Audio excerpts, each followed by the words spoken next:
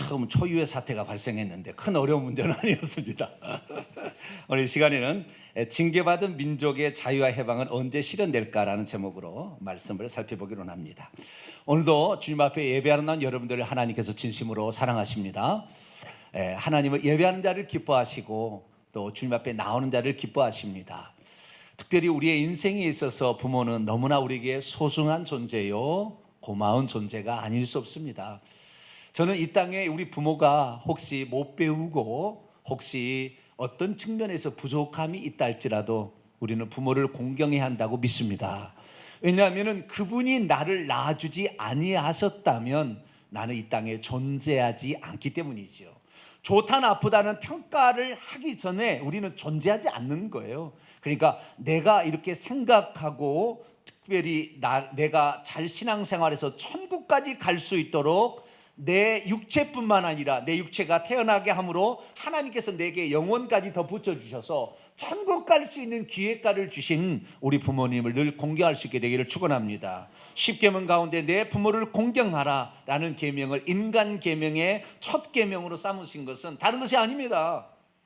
그것은 이 땅에 있는 부모를 공경하는 모습을 통하여 하나님을 공경하는 것을 배우도록 하기 위함입니다. 그러니까 이 땅에 살아계시는 부모님을 공경하지 못하는 자는 하늘의 하나님을 공경하지 못하는 거예요.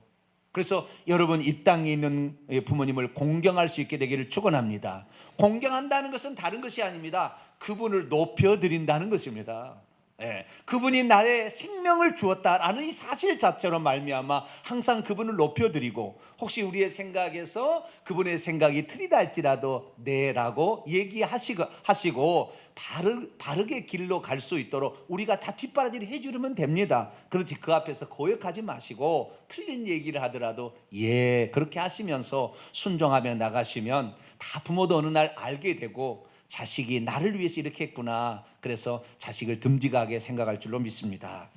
오늘은 그래서 어버이 주일을 맞이해서 어버이 말씀을 이렇게 증거해야 되는데, 이런 이 어버이 말씀을 생각하면서 이 나라가 현재 이 북미 또 미국과 우리나라의 정상회담을 앞두고 있는 이때에 우리가 부모 교육뿐만 아니라 신앙교육 또는 조국에 대한 교육, 이런 것들을 같이 맞물려서 함께 말씀을 나누기 위하여서 이 민족의 장래에 관한 말씀을 준비해 보았습니다. 특별히 지난 4월 27일 날 우리는 역사적인 사건을 목도하게 되었는데요. 남북 정상이 판문점에 함께 모여서 극적으로 평화적인 이 남북 간의 화해를 위한 선언을 하게 되었습니다. 이름하여 판문점 선언이 나오게 되었는데요. 이것은 남북 간의 화해를 이룰 뿐만 아니라 민족 공존의 미래를 향하여 새로운 길을 여는 개척의 시간이었습니다. 그래서 일촉즉발의 남북 서로 도발들을 그만 누그러뜨리고, 그리고 정상회담을 통하여 남북의 평화를 정착해보자는 아름다운 일을 수행하게 된 것이죠. 며칠 전에는 남북 평화 정착을 위한 첫걸음으로서 남북 간의 비방 방송을 그치자 해서 휴전선에 위치한 확성기를 다 제거하게 되었고, 뿐만 아니라 북한에서는 보답으로 우리가 남북 간에 하나 되기 위해서는 북한의 시간이 30분 늦는데 3년 전부터 바꾼 거거든요. 이 시간을 다시 정상으로 돌려서 남한과 함께 시간을 맞춰가겠다 해서 5월 5일을 기점으로 이것을 통일을 하게 되었습니다. 뿐만 아니라 우리 남한에서도 서해 해상의 평화 수역을 어떻게 만들 것인가 해서, 거기가 연평도 사건 무슨 이 사건들이 많이 있었잖아요. 그래서 서로 간의 정보를 주고받고 어떤 지역은 같이 평화 수역으로 만들어서 도발이 없게 만들자고 하자는 아주 좋은 지금 정책을 만들어서 우리나라 대표자들이 가서 시찰하고 오는 일도 우리가 뉴스를 통해서 접해보고 있습니다. 그러면 이렇게 점차 해나가면 이 한반도의 진정 평화가 오는 것일까요? 평화가 오를 것이라고 저는 생각을 하고 있습니다. 그러나 우리가 이 평화를 생각할 때 남북 간의 평화만 생각할 것이 아니라 우리는 또 하나의 우리의 동포가 있습니다. 그것은 북한이죠.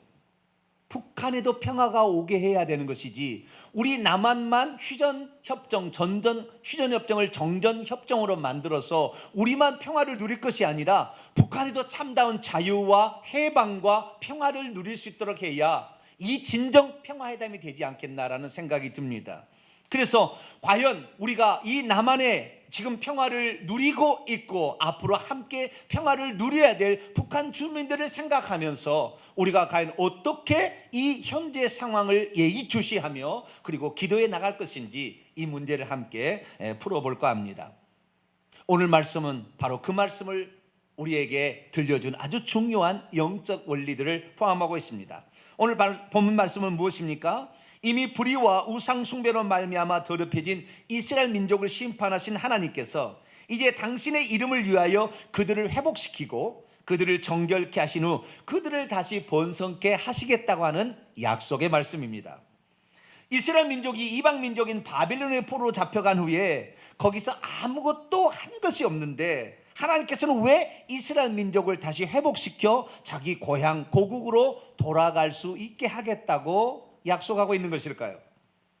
하나님께서 한번 말씀하시면 우리 인간은 아무것도 하지 않아도 하나님께서 다 알아서 해주시는 것일까요? 불의와 우상 숭배를 인하여 하나님의 징계를 받은 이스라엘 민족은 대체 어떻게 되어서 그들 민족이 다시 회복되어서 고토로 돌아가서 새로운 나라를 건설할 수 있게 하겠다고 하나님께서 말씀하신 것일까요? 만약 우리도 아무것도 한 것이 없는데 하나님께서 우리나라에 어떤 회복을 시켜주신다고 말씀한다면 우리는 가만히 있어야겠습니까? 아니면 무엇을 해야겠습니까? 오늘 본 말씀은 BC 585년경, 그러니까 남유다가 바벨론 제국의 멸망을 당한 1년 뒤의 시점에 에스겔 선지자가 남유다의 회복을 하나님이 약속하셨다는 말씀을 그 백성에 전하는 기사입니다. 이때 하나님께서는 남유다 즉 포로로 끌려간 이스라엘 민족을 향하여 에스겔 선지자를 통하여 예언해 주시는데, 비록 하나님께서 남유다에게 징계를 내려서 멸망을 시켜서 포로로 잡혀갔지만 다시 언젠가 하나님께서는 이 민족을 회복시켜 주신다고 약속을 했다는 것입니다. 믿음이 없으면 하나님께서 회복의 약속을 해도 그런가 민가 라고 생각할 수 있습니다. 믿음이 없으면 자신은 아무것도 한 것이 없기에 하나님께서 회복해 주신다고 말씀해도 믿으려 하지 않을 것입니다. 믿음이 없으면 현재의 상태를 새롭게 바꿔주실 전능하신 하나님을 믿지 못하게 됩니다. 믿음이 없으면 하나님께서 당신의 이름을 위하여 기적을 행하신다 할지라도 그것이 실제 일어날까 의아함을 갖게 될 것입니다. 믿음이 없으면 말도 안 되는 예언이라고 그만 무시해버릴 것입니다. 그럼에도 우리 믿는 이들은 어떻게 합니까? 우리 믿는 이들은 하나님이 약속하셨으면 그 약속이 이루어질 것을 믿게 되시기를 축원합니다. 하나님이 약속하신 것은 반드시 성취하신다, 그분의 이름을 위하여 성취하신다는 것을 믿으시고 우리가 그 하나님의 역사에 어떻게 참여할 것인가를 생각해서 하나님이 기뻐하신 일들을 믿음으로 행하시는 복된 성도가 되기를 축원합니다. 그렇다면 이스라엘 민족은 어떻게 되어서 이방 민족에게 붙들려 가서 대부분 죽고 포로민으로 포로 생활을 하게 된 것일까요? 남유다 백성들은 무엇 때문에 바벨론에게 이렇게 멸망을 당할 수밖에 없었고 수백만이 죽었고 3차에 걸쳐서 죽었고 그리고 3차에 걸쳐서 포로로 잡혀감으로 말미암아 수만 명이 바벨론에서 종된 포로 생활을 경험해야 했습니다. 그 이유가 무엇일까요? 오늘 본문 말씀에는 에스겔 선지자를 통하여 하나님이 그 이유가 두 가지였다라고 설명해 주고 있습니다. 자, 오늘 본문 말씀 17절부터 19절까지 말씀을 보면, 인자야 이스라엘 족속이 그들의 고국 땅에 거주할 때 그들의 행위로 말미암아 그 땅이 더럽혀졌었다. 그래서 내가 보기에 그들의 행위는 월경 중에 있는 여인의 부정함 같이 보였다. 그들이 두 가지 죄를 저질렀으니 땅 위에 피를 쏟았으며 그 우상들로 말미암아 자기들을 더럽혔기 때문에 내가 분노를 그들 위에 쏟아 부어서 그들의 행위를 심판할 수밖에 없어서 결국에 그들을 흩어버리고 그들을 여러 나라에 해쳐버렸다라고 말씀하고 있습니다. 그렇습니다. 이스라엘 민족이 아무런 이유가 없는데 멸망을 당하고 아무런 이유가 없는데 남의 나라에 종살이를 한 게 아니라 그들이 잘못을 행하고 있었는데 두 가지라는, 하나는 불의를 계속 행했다는 것입니다. 정의가 숨쉬지 아니하고 불법이 난무해서 온갖 부정부패와 불의와 억압과 압제와 그리고 나쁜 악을 조성되는데도 그걸 아무 말 못하고 그냥 그것이 지속될 수밖에 없었다. 그래서 그 더럽혀진 그 남유다를 정결케 할 수밖에 없었다. 두 번째는 가장 중요한 것인데요, 그들이 살아있는 나, 우주 만물을 창조하고 그들의 민족을 애굽에서 구출하여 젖과 꿀이는 가나안 땅에 들여보낸 나를 잊어버리고 우상을 숭배하며 거짓 것을 따라가는데 끝이 없도록 그렇게 하고 있어서 내가 그들에게 징계를 내렸다라고 말씀하고 있는 것입니다. 그러면 하나님께서는 그들에게 어떻게 징계를 내렸을까요? 우리가 징계가 어떻게 내려지는지를 잘 알아야 되는데요, 하나님께서는 사람을 징계를 내리실 때에 사람만 징계를 내리지 않습니다. 구약 성경을 보게 되면 자연 환경, 동물, 땅까지도 다 같이 징계를 하는 것입니다. 그러니까 우리가 사람의 지금 문제가 눈앞에 보이지 않는다고 징계를 안 받는 생각할 것이 아니라 땅이 징계를 받고 있으면 하나님이 징계를 내리고 있구나라는 사실을 깨달아야 되는 것이죠. 그래서 하나님께서는 이스라엘 민족을 젖과 꿀이는 가나안 땅에 들여보내기 전에 너희들이 그 땅에 들어가서 나를 버리고 우상을 숭배하게 된다고 한다면 나는 반드시 그 땅을 징계하게 될 것이다 라고 말씀하셨는데, 그 땅이 징계를 받게 될 때에 세 가지 증상이 나타날 것이라고 했는데 그 증상이 남유다에게 고스란히 나타나게 되었습니다. 첫 번째는 무엇입니까? 그 첫 번째는 이것입니다. 그 땅이 그 주민을 토해버린다는 것입니다.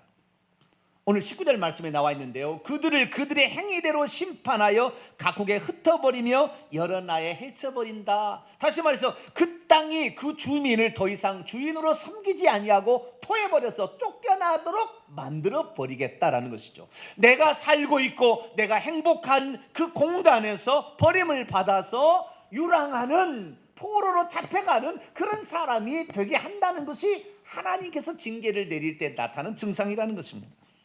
그래서 하나님께서는 장차 젖과 꿀이 흐르는 가나안 땅에 들어간 이스라엘 백성을 향하여 경고하셨습니다. 너희는 이 모든 일로 스스로 자기 자신을 더럽히지 말라. 내가 너희 앞에서 쫓아내는 족속들이 이 모든 일로 말미암아 더럽혀짐을 받았다. 그래서 그 땅도 더러워졌으므로 내가 그 악으로 말미암아 그들을 벌하고 그 땅도 스스로 그 주민을 토하여 낼 수밖에 없을 것이다 라고 경고하셨다는 것입니다. 그렇습니다. 남유다 백성들이 하나님을 잘 섬겼다면 그 땅에서 떠나서 유랑하는, 포로로 잡혀가는 신세가 안 됐겠지만 그 땅이 결국에 범죄한 그들을 토해내버림으로, 불의한 그들을 토해냄으로 말미암아 비참한 신세를 겪을 수밖에 없었다는 거죠. 그런데 이러한 상황이 우리나라에서도 동일하게 일어났다는 것입니다. 지금 북한은 어떻습니까? 우리는 8.15 해방 이후에 어떤 역사가 이 남북한에 진행되었는지에 대해서 역사 교육을 잘 받지 못했습니다. 사상의 투쟁 가운데에 어떤 것을 선택할 것인가, 이런 것들을 정확히 좀 배워야했어야 되는데 자기가 배우고 싶은 것만, 알고 싶은 것만 누구를 통하여 이렇게 얻음으로 말미암아 역사의 정확한 평가를 내리지 못하고 있는 것이죠. 그런데 결국에 우리가 결론적으로 보게 된다고 한다면 북한은 주민들이 그 땅에서 토해내진 것입니다. 그 토해내진 사람들이 결국에 남한에 와서, 남북한이 그때 당시에 우리나라가 8.15 해방을 맞은 1945년경에 북한과 남한의 기독교 인구가 3분의 2가 북한에 있었고 3분의 1은 남한에 있었습니다. 그 인구 가운데 교회의 수로 본다고 한다면 북한이 2096개가 있었고 남한에 1000개 정도의 교회가 있었습니다. 그런데 이 1945년 해방 이후에 공산화가 진행되면서 1961년까지 2096개의 교회 단 한 개 교회가 없이 다 흩어졌습니다. 북한의 그 기독교인들과 그 주민들이 토해냄을 당해서 결국에 없어져 버린 거예요. 동방의 예루살렘이라는 그 북한이 그런 비참한 신세를 맞이하게 된 것입니다. 두 번째는 그 땅의 주민을 그 땅이 삼켜버린다는 것입니다. 하나님을 제대로 믿지 아니하고 우상을 숭배하는 자들에게 하나님께서는 그 땅의 주민을 삼켜서 죽임당하게 한다는 것입니다. 오늘 13절에 그런 말씀이 나와 있는데요, 주 여호와께서 이같이 말씀하셨느니라. 그들이 너희에게 이르기를 너는 사람을 삼키는 자요 너의 나라 백성들을 제거하는 자라 하였거니와. 이 민수기 13장 32절에도 젖과 꿀인 가나안 땅을 향하여 경고한 내용이 있습니다. 이스라엘 자손 앞에서 그 정탐한 땅을 악평하여 이르되 우리가 두루 다니며 정탐한 땅은 그 거주민을 삼키는 땅이며 거기서 본 백성은 신장이 거대한 자들이다. 다시 말해서 우리가 범죄하게 되면 그 땅이 오히려 그 사람을 삼켜버리게 될 것이다. 결국에 북한 주민들이 얼마나 많은 사람들이 결국에 우상 숭배하는 죄의 대가로 말미암아 그 땅에서 죽임을 당했는지 모릅니다. 그중에 우리가 잘 알고 있는 6.25 동란은 350만 명의 희생자를 냈습니다.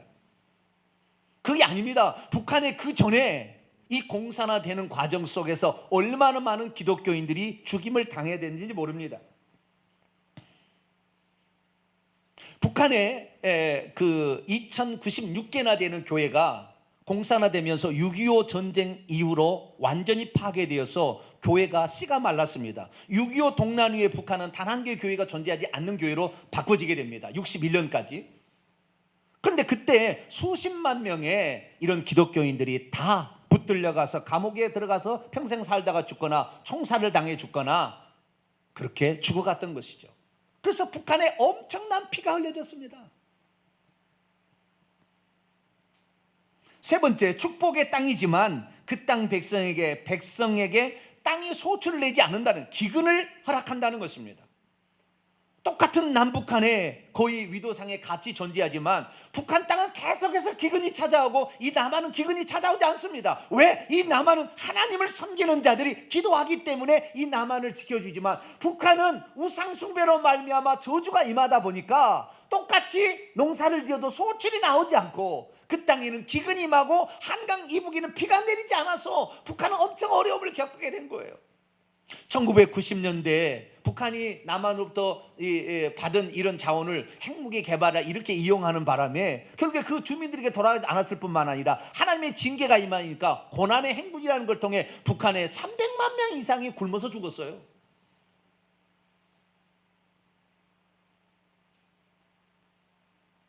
땅이 그 소출을 내지 아니하고 가난하게 만든다. 이것이 바로 하나님 앞에 범죄한 자들에 대한 하나님의 징계라는 것입니다.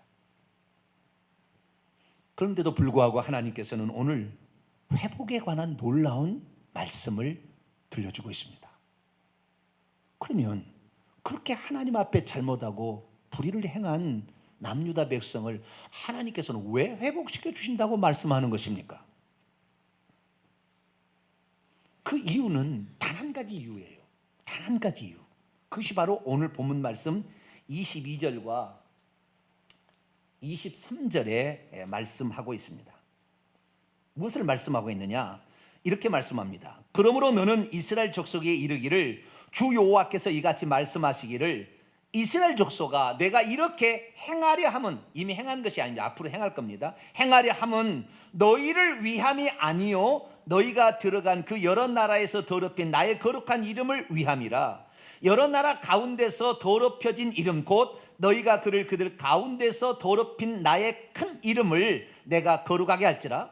내가 그들의 눈 앞에서 너희로 말미암아 나의 거룩함을 나타내니 내가 여호와인 줄을 여러 나라 사람이 알게 되리라. 주 여호와의 말씀이라. 이건 이렇습니다. 왜 하나님께서 남유다 백성이 우상을 숭배하고 불의를 행함으로 말미암아 그들을 멸망으로 치닫게 만들었는데 왜 다시 회복시켜 주신다고 약속하느냐? 이유가 있다는 거예요. 그 이유는 단 한 가지예요. 하나님의 이름, 거룩한 이름을 위하여 한다. 하나님이 뭐 이름 때문에 무슨 환장이 났나? 그렇게 생각할 수 있겠죠. 그 뜻은 그런데 이름을 위한다는 말은 그 이름 석자를 위해 산다는 얘기가 아닙니다. 무슨 말이냐면 이 옛날에 사람들은 어떻게 생각했냐면 두 나라 사이에 전쟁이 일어나게 되면 한 나라가 한 나라를 이기게 됐을 때는 단지 이 어떤 전투력이 강해서 이겼다고 생각하는 것이 아니라, 예를 들어서 이 바벨론의 나라와 남유다 나라가 전쟁을 했는데 바벨론 나라가 남유다를 이겼으면 바벨론 사람들이 믿고 있는 신 마르둑 신이나 느보나 벨신이 이스라엘 사람들이 믿고 있는 여호와 신보다 더 세기 때문에 강력해서 이겼다라고 생각을 합니다. 그러니까 이 전쟁에서 승리를 하게 되었던 바벨론은 어떤 생각을 하게 됐냐면, 너희 나라 신은 무능한 신이야. 여호와 무능한 신이야. 여호와는 우리의 신에 비하면 아무것도 아니야 라고 조롱하게 된다는 거예요. 그러면 하나님께서 물론 이스라엘 민족이 잘못했기 때문에 징계를 내게서 죽임을 당하고 포로된 삶을 살게 하지만, 하나님께서는 이방 제국 사람들이 하나님까지 모욕하는 것을 참지 못하신다는 것입니다. 왜? 이방 제국이 섬기는 모든 신은 다 가짜 신이고 사탄이 만드는 신이고, 하나님만이 진정한 살아있는 만주의 중 만왕의 왕이시며 우주의 주관자이시기 때문에 당신이 살아있다는 것을 그 이방 민족으로 정확히 체험하게 하려면 하나님께서 없어져 가는 그 민족이라 살려내서 다시 고토로 돌아가게 해서 잘 살게 함으로 하나님은 살아계시다는 것을 증명해 보이기를 원하신다는 거예요. 그것이 당신의 거룩한 이름이 더럽혀지지 않도록, 더럽혀진 이름이 다시 깨끗해질 수 있도록 하겠다는 약속에 따라서 이스라엘 민족을 원래로 회복시켜 준다는 약속이라는 것입니다. 결국 이스라엘 민족이 남유다가 다시 바벨론에서 포로에서 풀려나게 된 것은 그들이 뭘 잘한 것이 아니에요. 그들이 무슨 의로움이 있었은 게 아닙니다. 오직 하나님께서 살아계심을 당신이 드러내기 위하여서 당신의 이름과 그 영광을 위해서 그 일을 행한 줄로 믿습니다. 그렇기 때문에 하나님께서는 어떤 것을 싫어하는지, 그래서요 우리가 이걸 알아야 돼요. 만약에 우리가 누군가에 붙잡혀 갔는데 그들이 하나님의 이름을 모독하면서 나를 능멸하잖아요. 그 사람 없애버립니다. 하나님이 회개해서 예수 믿게 하든지 그 사람 없애버립니다. 왜? 하나님의 이름을 거들먹거리는 자를 하나님은 가만두지 않습니다. 그래서 아무리 믿지 않는 자랄지라도 하나님의 이름을 거론하면 안 됩니다. 아예 하나님께서는 그래서 십계명에 그것을 집어넣어놨습니다. 출애굽기 20장 7절 말씀을 같이 한번 읽어볼까요? 시작. 내 하나님 여호와의 이름을 결코 망령되게 부르지 말라. 왜냐하면 여호와는 그의 이름을 망령되게 부르는 자를 죄 없다 하지 아니하리라. 이 약속, 이것이 십계명의 제3계명입니다. 그래서 하나님의 이름을 욕하고 하나님의 이름을 조롱하는 자들을 하나님은 절대 가만두지 않는다는 거예요. 우리가 범죄해서 우리가 징계를 받는다 할지라도 우리가 받는 것이지 그 존재가 하나님을 능멸하는 것을 하나님은 원치 않으세요. 왜? 하나님은 살아계신 우주의 창조자, 우주의 주관자이신데 하나님이 없다 하는 자를 가만두지 않는다는 거예요.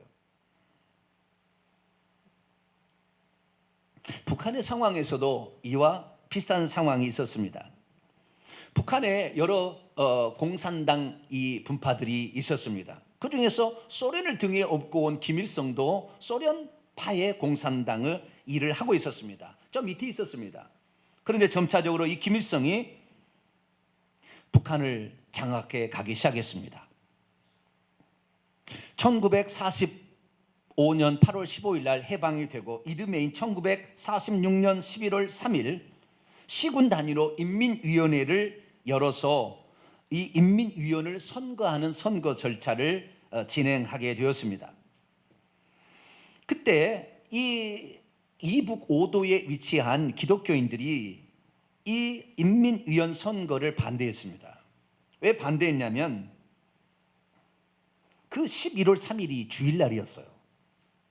그래서 이북 5도의 이 기독교인들이 성수주의를 생명으로 지키는 교회는 주일에는 예배위의 여한 행사에도 참여하기 어렵다라는 결정을 내렸습니다. 그래서 이 북한이 이제 남북한이 해방이 되고 1년 뒤에 점점 북한의 소련파의 공산당이 장악하고 있을 때에 이 인민위원회를 조직해서 결국에 북한을 이제 인민 조직화 할 때에 그때 기독교인들이 못하겠다고 한 거예요. 그래서 김일성이가 그때 생각할 때 기독교인들을 남겨서는 안 되겠다는 생각을 갖기 시작합니다. 말로는 그랬습니다. 이 나라는 신앙의 자유가 있으며 어떤 힘이든지 탄압하거나 제한받지 않는다라고 성명서를 발표했습니다. 그러나 그 뒤에 이런 단서를 따랐습니다. 자기의 조국과 인민을 위하여 일하는 것을 금지하는 따위의 종교는 있을 수가 없다. 그런데 기독교인들이 그날 하지 않는다고, 선거하지 않는다고 이렇게 결정을 하는 바람에 기독교인들을 없애야 되겠다고 딱 마음을 먹기 시작하다. 그때부터 기독교인을 죽이기 위한 모든 방법을 다 동원합니다. 결국에 1946년 이후 1961년까지 이 어간에 기독교인들이 씨를 말려버립니다. 특별히 토지 개혁을 통하여 모든 소유를 국가가 소유해야 된다고 다 이렇게 국가가 뺏어가려고 한 거예요. 그러자 기독교인들은 이 땅을 국가가 소유하는 것은 그것은 개인의 어떤 존엄을, 개인의 존중하지 않는다고 얘기했기 때문에 또 이런 토지 개혁으로 또 부딪혔어요. 계속 이렇게 부딪혀가는 거예요. 그러니까 결국에 공산당은 나라를 위해서 충성하지 않는 모든 종교인들은 죽여도 좋다라는 결론을 내리고 그때부터 기독교인사를 죽이기 시작하는 것입니다. 그러자 이제 교회에 사람들, 지도자들을 가두기 시작했고 어쩔 때는 인민재판을 열었습니다. 말합니다. 네가 섬기는 하나님을 너는 계속해서 믿을래? 이 나라의 영웅 김일성 장군이 따라 만드는 법을 지킬래? 만약 여기서 네가 김일성 장군 만세를 외친다고 한다면 너를 살려주겠지만 네가 하나님만을 계속 믿는다고 한다면 너를 살려주지 않겠다. 그러나 지금까지 하나님을 섬겼던 사람들이 김일성을 따라간다고 말할 수 있겠어요? 그렇게 할 수 없다. 그러자 동네 사람들이 인민재판을 열어서 죽창으로 찔러서 죽였습니다. 그래서 교회의 지도자들을 먼저 싹 없애기 시작했고 교회를 폐쇄하기 시작했으니 1950년 이 6.25 동란이 일어나기 직전에 이제 교회는 파산증이 일어났다는 걸 다 알고 있었어요. 그런데 남한에 있는 노동당 박헌영과 더불어서 이 나라를 공산화시키기 위해서 김일성이가 이 전쟁을 일으키기 시작했는데 그렇게 하다가 결국에 북한이 졌잖아요. 그래서 위로 올라서 압록강 같이 연합군에 의해서 밀려 올라가게 되었을 때 북한에 있는 믿음 있는 사람들은 여기서 있다가는 다 죽겠구나 라는 생각을 하게 되어서 한 3분의 1이 되는 엄청난 많은 숫자가 북한의 사람들 1.4후 때 남한으로 내려왔어요. 왜? 북한에 남아있었던 이 공산당과 기독교는 저렇게 존립할 수 없겠구나라는 것을 이미 경험으로 다 알고 있었기 때문에 그래서 이 남한에 내려와서 부산을 비롯하여 수많은 데에 이 교회를 세웠으니 이 북한에서 내려온 사람들에서 세워진 교회가 강력하게 세워진 거예요. 서울에도 세워지고 다 세워진 거예요. 1960년대에 이르게 되자 김일성 중심의 수령관과 당 유일사상 체제를 반대하는 세력은 남겨두지 않겠다 얘기를 했고 결국에 기독교인들은 사회의 이색적인 분자여 반혁명 분자라고 몰려서 1960년까지 단 한 개의 교회가 존재하지 않게끔 없어졌습니다. 그렇다 한다면 북한에 이렇게 2000여 개의 교회가 하나도 존재하지 않냐고 없어진 것은 공산당 세력이 힘이 세서 그랬을까요? 성경은 그렇게 말하지 않습니다. 북한의 공산당 세력이 세서 북한의 교회가 없어진 것이 아니라 교회 자체가 타락을 해서 하나님을 버리고 우상을 숭배했기 때문에 그렇다고 말하고 있는 것이에요. 성경은 정확히 말합니다. 남의 바빌론 제국이 세서 남유다가 멸망한 것이 아니라 남유다가 우상 숭배를 하고 불의를 저질렀기 때문에 그렇게 멸망시킨 것이라고 하나님이 말씀하고 있다는 것이죠. 우리나라가 일본에 의해서 점령당하기 시작했고 1910년에 한일합방이 이루어졌고 그래서 나라를 다시 되찾고자 1919년에 독립만세 운동을 했지만 역부족이었습니다. 1937년 되었을 때에 대동아전쟁을 일으켜서 이 아시아 전체를 먹어버리려 하는 그 전쟁을 수행하는데 군사물자가 너무나 모자라게 되자 교회에 세워진 종탑이 눈독이 들였습니다. 종탑을 다 내려서 군수물자를 만들게끔 헌납하라 명령이 떨어졌는데 교회에서 종탑을 내릴 수가 있습니까? 그러나 이 교회가 그 일을 하지 않으면 형사들이 와서 예배를 방해하고 예배를 못 드리게 하니까 예배를 드려야 되겠고 차라리 종탑을 바칩시다 해서 종탑을 내려서 바치기 시작했어요. 그래서 그게 바로 가미카제라는 비행기를 만드는 원재료가 되어서 이렇게 활용이 되었습니다. 그러나 시대가 변해서 1937년이 점차 되니까 이 나라가 다시 독립할 수 없겠다는 생각을 가진 기독교인들이 변절하기 시작했고, 일본에 아부떨기 시작했고, 종교를 통하여서 하나의 통일을 이루고자 하는 일본은 기독교회가 가장 반대적인 세력이라는 걸 알았기 때문에 기독교인들을 없애기 위하여 기독교인들을 탄압하기 시작했으니, 이 일본이 통치하는 것을, 이 사상을 통일한다면서 신사참배, 동방요배를 강요해서 예배 시간에 그걸 하도록 아예 법제화시켰습니다. 그러나 남한에 있는 참된 성도들은 우리가 하나님 위에 어떤 것을 우리가 따라갈 수 있는가, 우리는 못 따라간다 얘기를 한 거지요. 그렇지만 감리교로부터 시작된 모든 종교들이, 기독교들이 다 거기에 굴종하기 시작했고, 1938년 9월 달에는 우리 대한민국 장로회 총회도 똑같이 일제 신사참배를 결의를 하게 됩니다. 그때 홍택기 총회장이 이렇게 말합니다.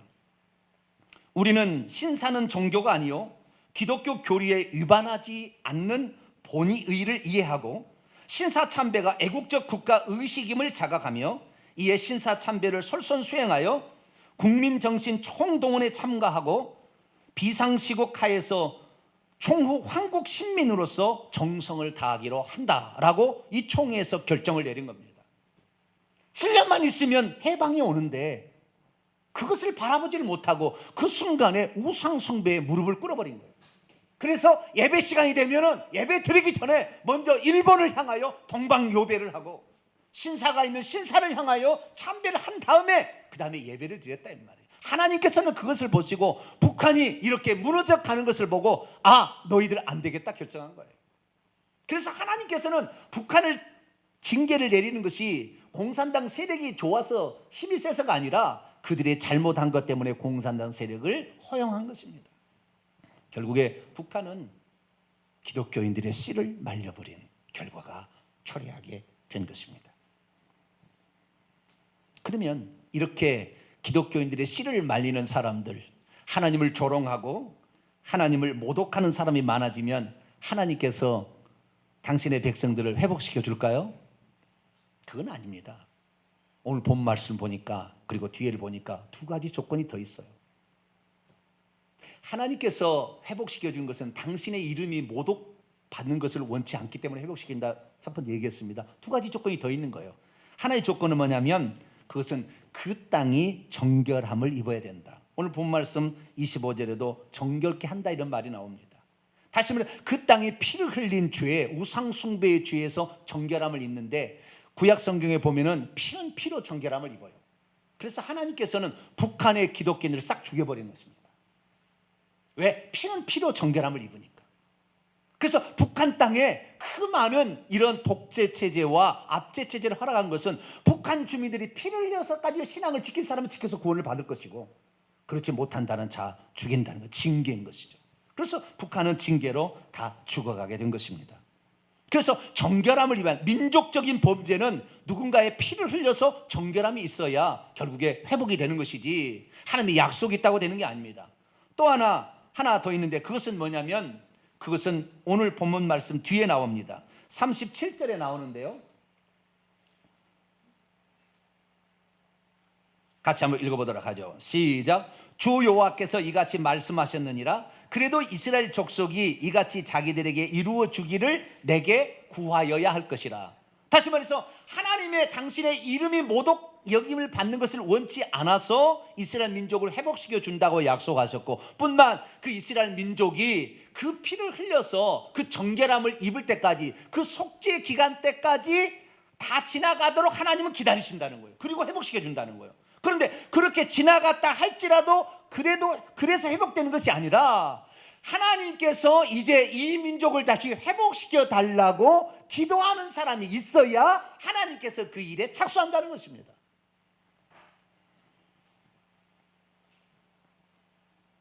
북한은 자신들의 잘못을 결국에 속죄하기 위해서 70년 동안 고통을 받은 것입니다. 70년 동안 그 많은 엄청난 사람들이 다 희생해서 죽임을 당했습니다.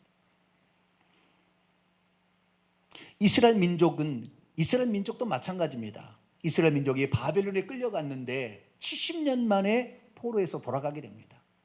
하나님께서 왜 그러면 70년이라고 했을까? 구약 성경에 보게 되면 70년이 끝나면, 예레미야 선지자가 예언하는 겁니다. 70년이 끝나면 내가 바벨론을 멸망시켜 버릴 것이다.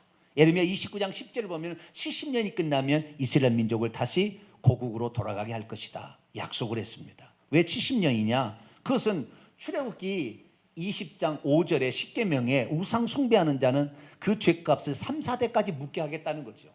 한 세대가 20년이면 20년, 20년, 20년, 70년이면 3.5세대고 지금 김정은이는 4세대까지 내려간 겁니다. 3, 4대가 되게 되면 하나님께서 그 때를 이루시는데 정결함을 입는다는 거예요. 우리가 지난번에 북한에 순교하는 사람들의 이야기를 들었지 않았습니까? 북한은 피를 흘려가면서 죽음을 불사하고 그 신앙을 지켜갔고, 그리고 수많은 사람들이 죽임을 당했기 때문에 이제 흘려질 피가 다 흘려진 시점이 된 것입니다.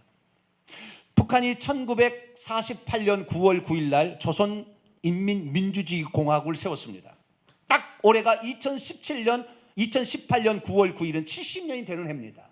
하나님께서 3.5세대에 지금 살고 있는 북한을 하나님께서 다시 회복시켜줄 가장 적합한 때가 지금 우리에게 다가오고 있는 것이죠. 그렇게 북한 공산당과 김정은이 하나님을 능멸했지만 하나님은 그 소리를 들으시고 반드시 그 죄값을 갚아주실 때가 찾아오고 있는 것이고, 북한의 그 예수 그리스도를 믿은 사람들이 땅에 피를 흘려가며 죽었던 모든 정결함을 입은 기간이 찼고, 그러면 이제 남아있는 것은 단 한 가지, 그 북한의 사람들 하나님이여 자유와 이제 해방, 북한의 교회를 다시 세워달라고 누군가가 기도하는 것이 남아있다는 거예요.